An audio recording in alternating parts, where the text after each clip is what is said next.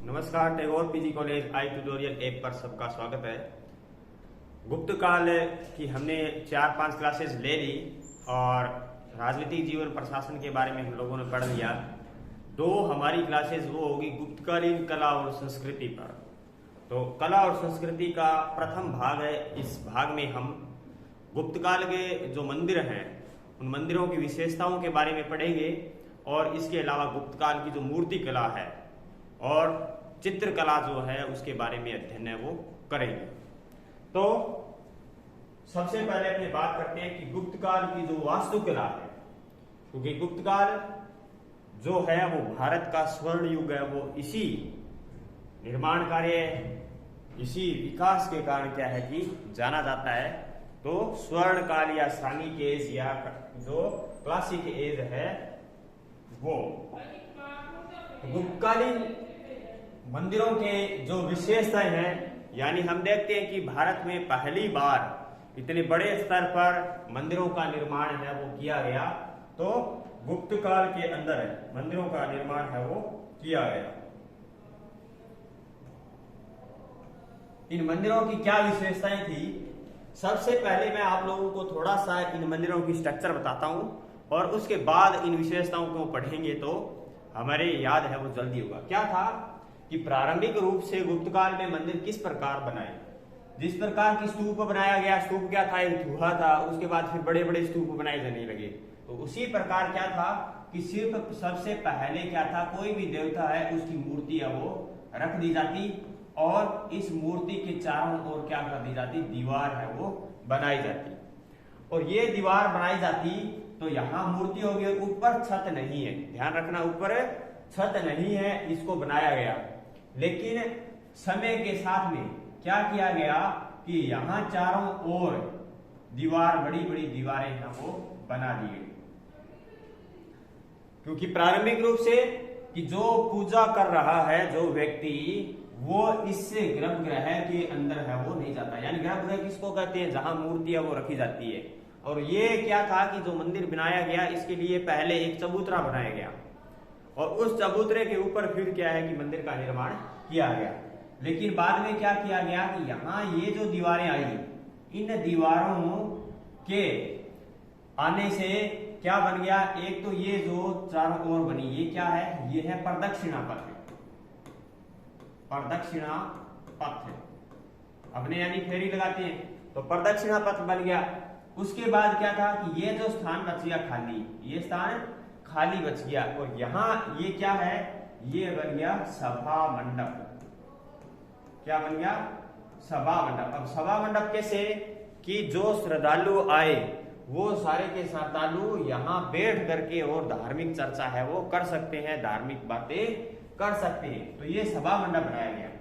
ये जो मुख्य द्वार था, इस दीवार की भी क्या कर दी गई, अब मूर्तियां लगाई गई। और ये मूर्तियां किसकी लगाई गई, गंगा और यमुना की मूर्तियां, गंगा और यमुना की मूर्तियां है वो लगाई गई। और हम देखते हैं कि गुप्तकाल में ही पहली बार गंगा और यमुना की मूर्ति है वो बनाई गई थी, यहां बन गई। उसके बाद ये जो दीवार है इसके अंदरी भाग जो था, यहां पर क्या किया गया, यहां पर चित्र बनाए गए। किससे संबंधित है, रामायण से संबंधित या हम कहें महाभारत से संबंधित क्या है कि यहाँ पर चित्र है वो बनाए गए। तो कहने का अर्थ है कि ये जो मंदिर थे बाद में समय के साथ में इनके ऊपर क्या बनाया जाने लगा, शिखर बनाया जाने लगा। और ये जो शैली थी, ये शैली को क्या बोलते हैं हम, पंचायतन शैली बोलते हैं। पंचायतन शैली या इसको अपने कहीं उत्तर भारत में क्या चल रही थी, नागर शैली है चल रही थी। तो नागर शैली या पंचायतन शैली, इस शैली को बोलते हैं। तो इस तरह बनाया गया। ये जो मध्य का भाग है ये क्या है, गर्भगृह है। चारों ओर प्रदक्षिणा पथ बनाया गया, मंदिरों के ऊपर शिखर थे, सभा मंडप बनाए गए, गंगा यमुना की मूर्तियां बनाई गई और रामायण और महाभारत से संबंधित जो दृश्य हैं उन दृश्यों को दीवारों पर उकेरा गया। तो इस तरह मंदिरों का निर्माण किया गया। उसके अलावा हम देखते हैं मंदिरों की क्या विशेषता थी, मंदिर निर्माण कला का जन्म, यानी गुप्त काल में मंदिर निर्माण कला का जन्म हुआ। पहली बार मंदिरों का निर्माण है वो किया जाने लगा। कौन सी शैली है, नागर शैली है। और नागर शैली हम देखते हैं 3 शैलियां हैं, उत्तर भारत में कौन सी थी? नागर शैली। उसके बाद मध्य में कौन सी? वेसर शैली। और फिर दक्षिण भारत में कौन सी है? द्रविड़ शैली। तो इनको भी हम याद रखेंगे। उत्तर की नागर शैली, वेसर शैली यानी द्रविड़ शैली और नागर शैली के मध्य का यानी दोनों के हम देखते हैं कि विशेषताएं पाई जाती है इन मंदिरों में। द्रविड़ शैली के मंदिर जो दक्षिण भारत में पाए जाते हैं। शिखर युक्त मंदिर, मंदिरों के ऊपर क्या है कि गुंबद बनाया जाता था, शिखर होता था और ये गुप्त काल में बनाए जाने लगे। छोटे ईंटों और पत्थरों का प्रयोग यानी मंदिरों को बनाने में किसका प्रयोग किया जाने लगा? छोटी छोटी ईंटों का प्रयोग किया जाने लगा और इसके अलावा जो पत्थर है उनका उपयोग है। लेकिन हमें ध्यान रखना है कि ज्यादातर जो मंदिर है वो पत्थरों से ही बनाए जाते थे, लेकिन कुछ मंदिर है वो ईंटों के भी हमें मिलते हैं। मंदिर बनाने के लिए सबसे पहले वर्गाकार चबूतरे का निर्माण यानी ये बनाया जाता मंदिर, उससे पहले एक है चबूतरा नीचे बनाया जाता है यानी ऊपर है चबूतरा बनाने, उस चबूतरे के ऊपर मंदिर को बनाया जाता था। विदेशी प्रभाव से मुक्त यानी इनसे मंदिरों की विशेषताओं में कोई विदेशी प्रभाव नहीं है, भारतीय शैली के अंदर ही ये मंदिर है वो बनाए गए। इसके अलावा क्या थी? आधार पीठिका बनाई गई, गर्भगृह था, सभा मंडप था, शिखर था, अंतराल था और प्रदक्षिणा पथ था, गंगा यमुना की मूर्तियां है वो थी। ये बातें हम यहाँ सब ने कर ली। उसके बाद चौकोर कक्ष से मूर्ति, चौकोर कक्ष में क्या किया गया? मूर्ति। अब ये क्या है? ये चौकोर कक्ष है, इसके अंदर क्या रख दी? मूर्ति रख दी। तो ये क्या बन गया? गर्भगृह बन गया। जहां पर देवता की मूर्ति रखी जाती है उसको क्या बोलते हैं? गर्भगृह कहा जाता है। इसके अलावा गुप्त काल के जो मंदिर है वो काफी प्रसिद्ध है, तो हमें ध्यान रखना है कहाँ किसका मंदिर है। और ज्यादातर हम देखते हैं गुप्त काल के मंदिर मिले हैं वो ज्यादातर कहाँ मिले हैं? मध्य प्रदेश में मिले हैं। और कुछ ही मंदिर क्या है कि जो यूपी के अंदर मिले हैं, बाकी मध्य प्रदेश में मिले। गुप्त काल का सबसे प्रसिद्ध जो मंदिर है वो है देवगढ़ का दशावतार मंदिर। बहुत ही प्रसिद्ध मंदिर है, भगवान विष्णु से संबंधित ये मंदिर है। देवगढ़ का दशावतार मंदिर किससे संबंधित है? भगवान विष्णु से संबंधित है। और ये किस शैली में है? पंचायतन शैली के अंदर बनाया गया है। दूसरी बात हम इस मंदिर की क्या याद रखेंगे कि मध्य प्रदेश में वेत्रवती या वेतवा जो नदी है उसके किनारे ये मंदिर है बना हुआ है। देवगढ़ का दशावतार मंदिर, जो हमने मंदिरों की विशेषताएं की अभी कि जो ये मंदिरों की विशेषताएं, इसमें अगर बात करें तो गुप्त काल के मंदिरों की जो विशेषताएं उनमें सभी विशेषताएं जो मिलती है तो वो कहाँ मिलती है? सभी विशेषताएं एक साथ देवगढ़ के दशावतार मंदिर में ही हमें मिलती है, इसके अलावा किसी में नहीं मिलती। देवगढ़ का दशावतार मंदिर। दूसरा, इस मंदिर में भगवान विष्णु की मूर्ति बनाई गई है। उसमें क्या है कि भगवान विष्णु जल के अंदर शेष नाग पर शैया कर रहे हैं और जो लक्ष्मी है वो उनकी पगसंपी कर रहे हैं और कुछ महिलाएं और पुरुष खड़े हैं। ऊपर क्या है कि इंद्रदेव हैं, ब्रह्मा जी हैं। तो इस तरह की मूर्तियां हैं वो यहाँ बनाई गई हैं। इसके अलावा नचना कुठार का पार्वती मंदिर, यह भी मध्य प्रदेश में। तो लगभग मैंने कहा कि मंदिर है वो मध्य प्रदेश में ही है। तो हमें याद रखना, कई बार पूछा जाता है कि पार्वती मंदिर कहाँ का प्रसिद्ध है? नचना कुठार का पार्वती मंदिर। नचना कुठार में किसका मंदिर है? पार्वती का मंदिर है ना। इसके अलावा भूमरा, भूमरा में किसका मंदिर है? शिव का मंदिर है। भूमरा में भगवान शिव का मंदिर है। खोहे के अंदर भी शिव का मंदिर है। अलग अलग याद रखना है, भूमरा का शिव मंदिर, खोहे का भी शिव मंदिर। और इसके अलावा सांची का मंदिर संख्या 17 गुप्त काल का सबसे प्राचीन मंदिर है। ये क्या है? सबसे प्राचीन मंदिर है गुप्त काल का। सांची का मंदिर संख्या 17 है, वो सबसे प्राचीन है। इसके अलावा तिगवा का जो मंदिर है वो किसको समर्पित है? भगवान विष्णु को समर्पित है। तिगवा का मंदिर, एरण का भी मंदिर है वो किसका है? विष्णु का है। केरण अभिलेख के बारे में भी हम लोगों ने पढ़ा था। एरण अभिलेख 510 का, उसमें सती प्रथा का प्रथम बार उल्लेख मिलता है। दूसरी बार हमने क्या लिखा था? एरण अभिलेख में समुद्रगुप्त को क्या बताया गया है? कुबेर के समान बताया। जब वो प्रसन्न होता है और जब वो क्रोध होता है तो यमराज के समान उसे बताया गया। ये एरण अभिलेख की विशेषता मैंने पढ़ी। तो एरण का कौन सा मंदिर प्रसिद्ध है? विष्णु का मंदिर प्रसिद्ध है। उसके अलावा बात करें तो भीतर गांव यानी कानपुर का ईंटों का मंदिर। और इस मंदिर की विशेषता क्या है कि प्रथम बार डाट मेहराब का प्रयोग किया गया है। ये ध्यान रखना, प्रथम बार डाट मेहराब का प्रयोग इसमें किया गया है, भीतर गांव के मंदिर के अंदर किया गया है। भीतर गांव का मंदिर जो है उसके अंदर क्या किया गया है, डाट मेहराब का प्रयोग है वो किया गया है। इसके अलावा सिरपुर का लक्ष्मण मंदिर है, सिरपुर का लक्ष्मण मंदिर। अब ये दो मंदिर है, इन दोनों की विशेषताएं क्या है, सिरपुर का लक्ष्मण मंदिर और भीतर गांव का मंदिर, दोनों के दोनों मंदिर किससे बने हुए हैं, ईंटों से बने हुए। ध्यान रखना, बाकी सारे क्या है, पत्थरों से बने। दो ही मंदिर ऐसे हैं जो ईंटों से बने हैं, एक तो भीतर गांव का मंदिर जो कि ईंटों से बना, और सिरपुर का लक्ष्मण मंदिर भी ईंटों से बना है। और भीतर गांव का जो मंदिर उसमें क्या किया गया है, प्रथम बार डाट मेहराब का प्रयोग है वो इसके अंदर किया गया है। उसके अलावा उदयगिरी का गुहा मंदिर, उदयगिरी का गुहा मंदिर हमने देखा था कि चंद्रगुप्त जो द्वितीय है उसका सेनापति कौन था, वीरसेन साव था। वीरसेन साव था या सेव जिसको बोलते हैं, उसने क्या किया, उदयगिरी के अंदर मंदिरों का निर्माण, गुहा मंदिरों का निर्माण है वो किया था। और इस उदयगिरी के गुहा मंदिरों को क्या कहा जाता है, फॉल्स केव भी कहा जाता है, यानी मिथ्या गुहा कहा जाता है, यानी ये फॉल्स केव है। इसके अलावा दिनाजपुर का विग्राम मंदिर भी काफी गुप्त काल का प्रसिद्ध रहा है। देवगढ़ का दशावतार मंदिर, मध्य प्रदेश में नचना कुठार का पार्वती मंदिर, भूमरा का शिव मंदिर, खोहे का शिव मंदिर, सांची का मंदिर संख्या 17 सबसे प्राचीन है, तिगवा का विष्णु मंदिर, एरण का विष्णु मंदिर और भीतर गांव का ईंटों का बना मंदिर, प्रथम बार डाट मेहराब का प्रयोग किया गया। सिरपुर का लक्ष्मण मंदिर, ये भी ईंटों का बना हुआ, उदयगिरी का गुहा मंदिर और दिनाजपुर का विग्राम मंदिर गुप्त काल के मंदिर रहे हैं।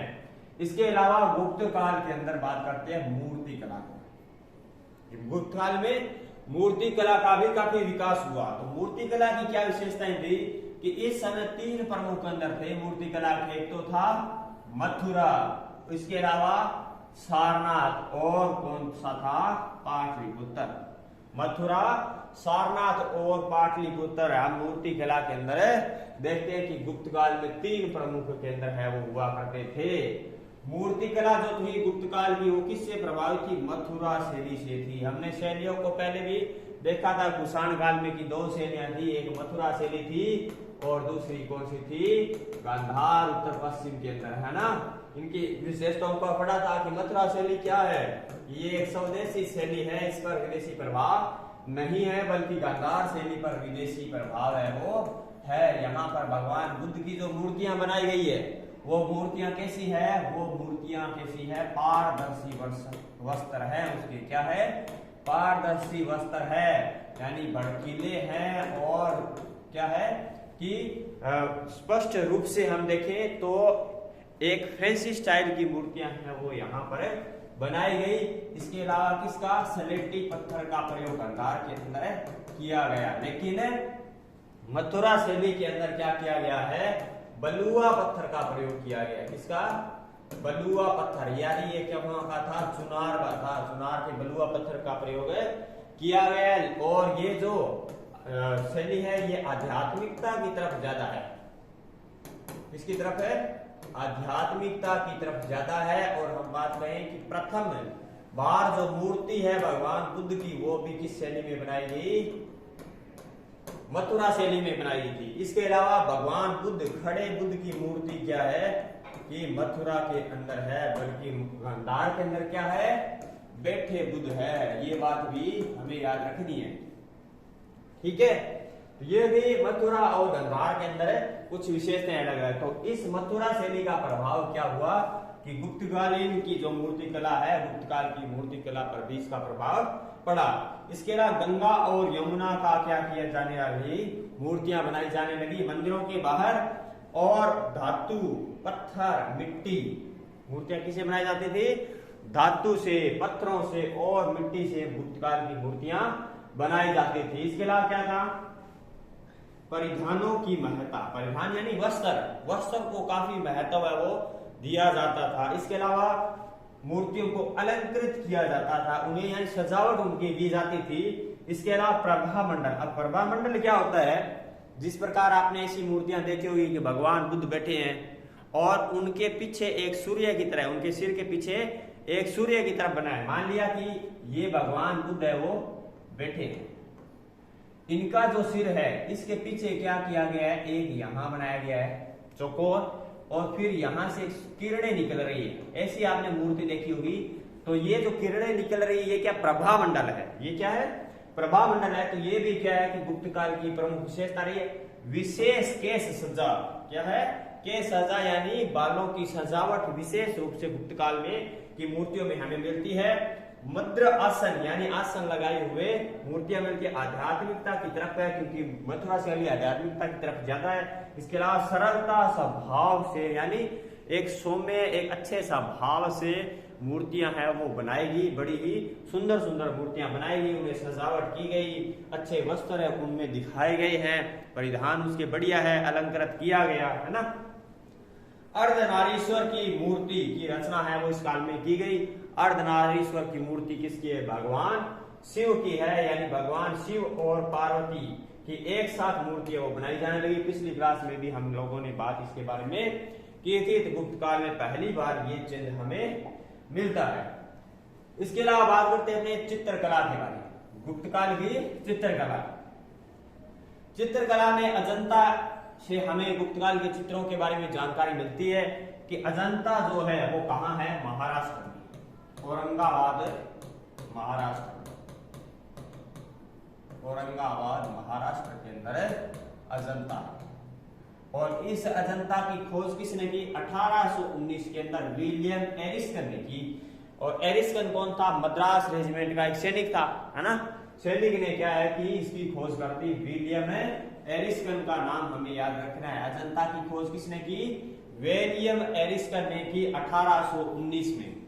और अब क्या था, यहां से हमें जो गुफाएं मिली उनमें चित्र मिले गुप्त काल के अंदर। हमें यह एक बात ध्यान रखनी है, अजंता के जो चित्र हैं, जो गुफा संख्या है, उनमें गुप्त काल से संबंधित गुफा है वो 16 नंबर, 17 नंबर और 19 नंबर है। इस बात का ध्यान रखेंगे आप लोग। 16 नंबर, 17 नंबर और 19 नंबर जो गुफा है वो किस काल से संबंधित है, गुप्त काल से संबंधित है।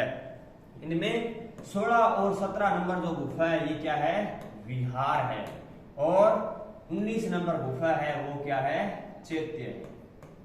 अब दूसरी समस्या ये आ गई, विहार चैत्य क्या होता है।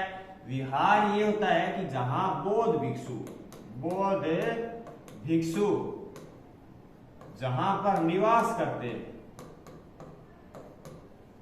उसे क्या कहते हैं, विहार कहते हैं। और जहां पर बौद्ध भिक्षु क्या करते हैं, पूजा करते हैं, और पूजा करते हैं उसे क्या कहते हैं, उसे चैत्य कहते हैं।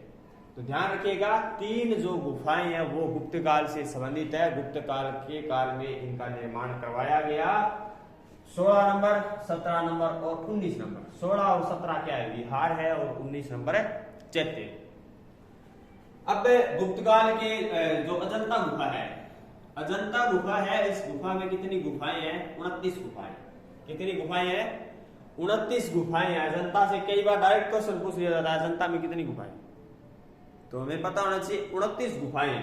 इनमें क्या है, 25 + 4 है। और 25 क्या है, विहार है। 25 क्या है, विहार है। और चैत्य कितने हैं, 4। ऐसे याद रह जाएगा, चैत्य है 4, चैत्य है 4। इसके अलावा कौन कौन से है नंबर की गुफा है जो चैत्य है, एक तो हमें यहाँ याद कर ली कि 19 नंबर साहब क्या है, चैत्य है, जो कि गुप्त काल से संबंधित है।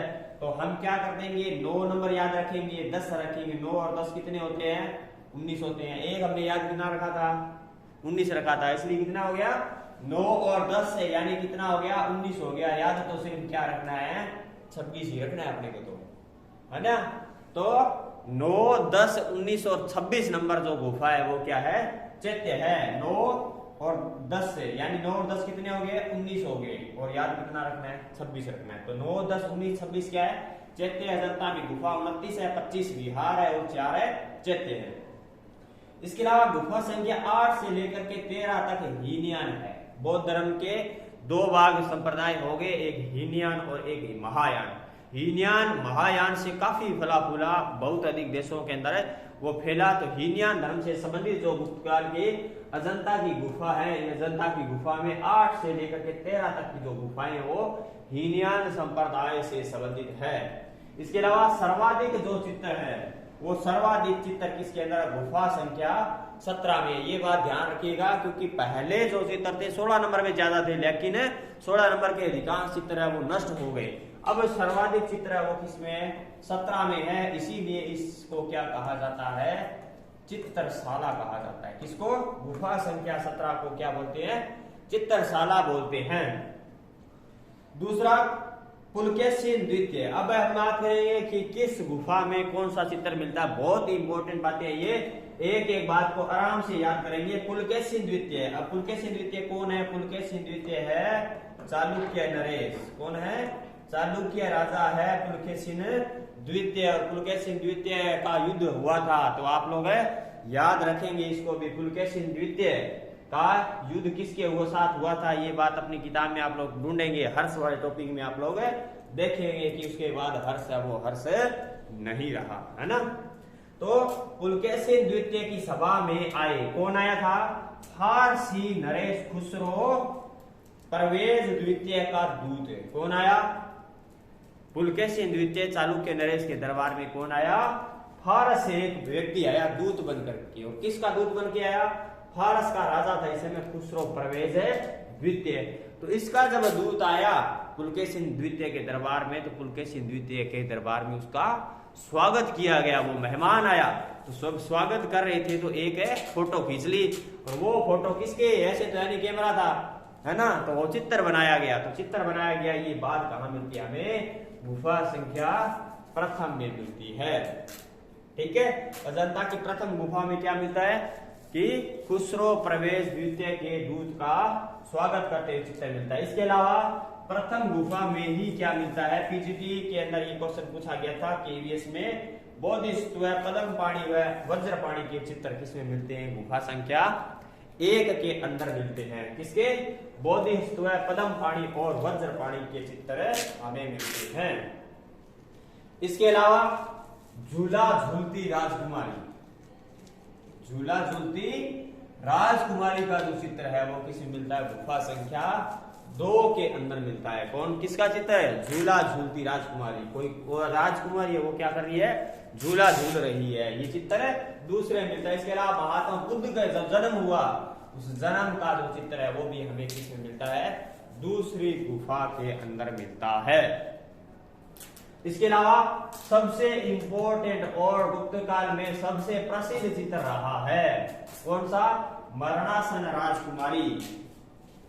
इसका मरणासन राजकुमारी का चित्र किसमें मिलता है, गुफा संख्या 16 में मिलता है मरणासन राजकुमारी का चित्र। बाकी सब भूल जाए, लेकिन एक चित्र तो आपको ये याद रखना ही पड़ेगा, क्योंकि ये बार बार पूछा जा रहा है। मरणासन राजकुमारी का चित्र किसमें है, गुफा संख्या 16 में है। अब ये जो चित्र बनाए जाते थे, ये चित्र कैसे बनाए जाते थे, इसमें क्या थी, 3 टेक्निक थी। क्या, कौन कौन सी, एक तो था आलेखन, एक था वर्णन और एक था अलंकरण। अब इसको समझिएगा कि 3 टेक्निक कौन कौन सी थी। अब आलेखन क्या है कि लिखना है, वर्णन किसी का वर्णन करना है, अलंकरण उसका सजावट करना है ना। तो आलेखन किसका करना है, वर्णन किसका करना है और अलंकरण किसका करना है। अलंकरण की बात करते हैं तो अलंकरण में क्या करेंगे, फूल पत्तियां ऐसे चित्र बनाएंगे कि चित्र क्या लगे, सुंदर लगे, अच्छे लगे दिखने में, तो अलंकरण करेंगे, अलंकृत करेंगे। हमने पहले भी पढ़ा गुप्तकाल की चित्रकला की विशेषता है, मूर्ति कला की विशेषता है। इसके अलावा वर्णन किसका करेंगे, जातक कथाओं का वर्णन किसका करेंगे, जातक कथाओं का करेंगे। अब जातक कथा क्या है, महात्मा बुद्ध के पूर्व जन्म की कहानियां हैं। महात्मा बुद्ध जब आए उससे पहले उनका जन्म था, वो क्या थे, उन्होंने क्या कुछ किया, तो पूर्व जन्म की कहानी है। लगभग ये कहानियां कितनी है, 549 कहानियां हैं। 549 कहानियां हैं जातक कथाओं। इसके अलावा आलेख है। आलेख किसका, यानी चित्र बनाए किसका? आलेख होगा महात्मा बुद्ध और जो बोधिसत्व थे उनका क्या करना है? आलेख। महात्मा बुद्ध और बोधिसत्व का क्या किया गया है? आलेख करना है। तो ये ध्यान रखेंगे। अलंकार आलेख में क्या है? बुद्ध और बोधिसत्व। वर्णन में क्या है? जातक कथाएं। और अलंकरण में क्या है? फूल फल पत्तियों वृक्ष बना दिए, यानी सजावट करने की बात है वो कही गई। इसके अलावा आगे अजंता के बाद आगे वाली गुफाएं है वो क्या है? बाघ की गुफाएं। किसकी? बाघ की गुफाएं। और बाघ की गुफाएं भी कहाँ है? बाघिनी नदी मध्य प्रदेश के अंदर है। बाघ की गुफाएं कहाँ है?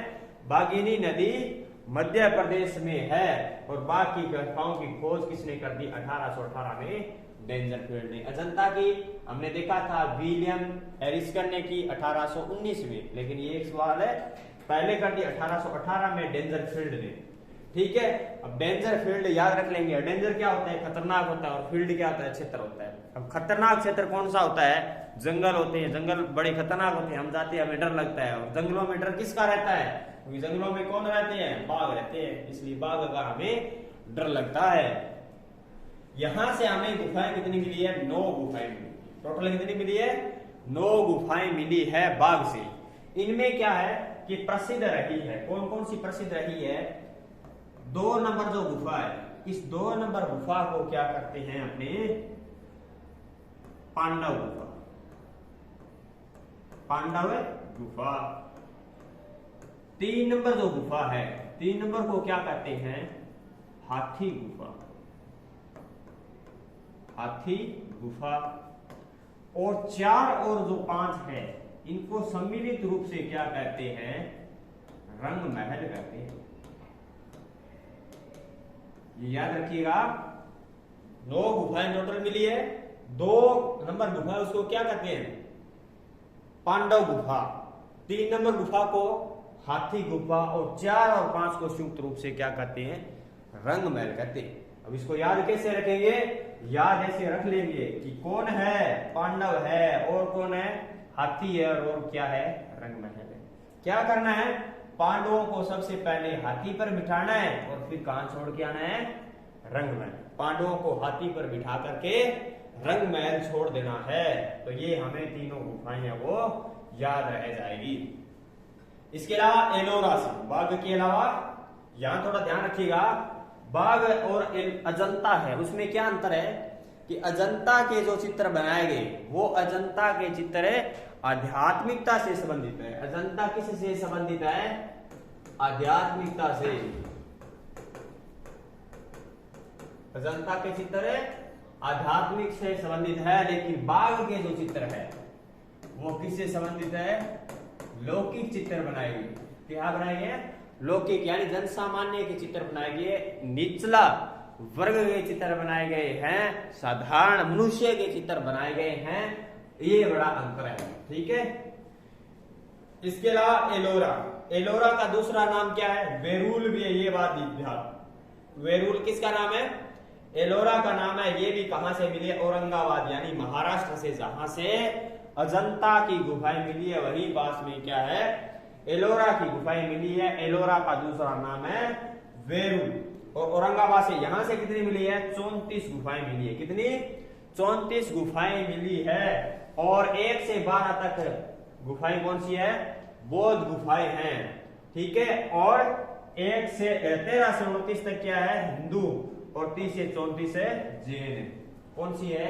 1 से 12 तक क्या है? बौद्ध।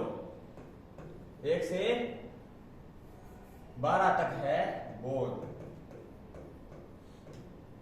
13 से 29 कितनी है? हिंदू। और फिर 30 से 34 ये कौन सी है? जैन। 3 तरह की गुफाएं यहां से मिली है। तो हम लोग इसको याद कैसे रखेंगे? क्योंकि ये थोड़ा सा ध्यान रखना भी, कई बुक्स है उसमें 36 गुफाएं दी गई है। जैसे यूपी की जो राइटर्स की बुक्स आती है उनमें 36 दिया गया, लेकिन हमें याद रखना 34 ही है। 1 से 12 तक बौद्ध गुफाएं हैं, 13 से लेकर के 29 तक है हिंदू गुफाएं और 30 से लेकर के 34 तक है जैन गुफाएं। इसको अपने याद क्या रखेंगे, यहां से अपने बी ले लेंगे पहले, यहां से एच ले लेंगे और यहां से जे ले लेंगे। आपने एक शब्द सुना होगा, एक यूनिवर्सिटी है BHU, Banaras Hindu university, Banaras Hindu university. इसमें क्या लिखना है हमें, BH तो लिखना ही है लेकिन यू की जगह क्या करना है, जे करना है। इसलिए क्रम से हमें याद है वो रह जाएगी, BHJ हमें याद रखना है। 1 से 12 तक है बौद्ध गुफाएं है, 13 से 29 तक है हिंदू गुफाएं है, 30 से 34 तक है जैन गुफाएं। ठीक है, अब हम इसको देखते हैं कि आज हम लोगों ने क्या क्या पढ़ा।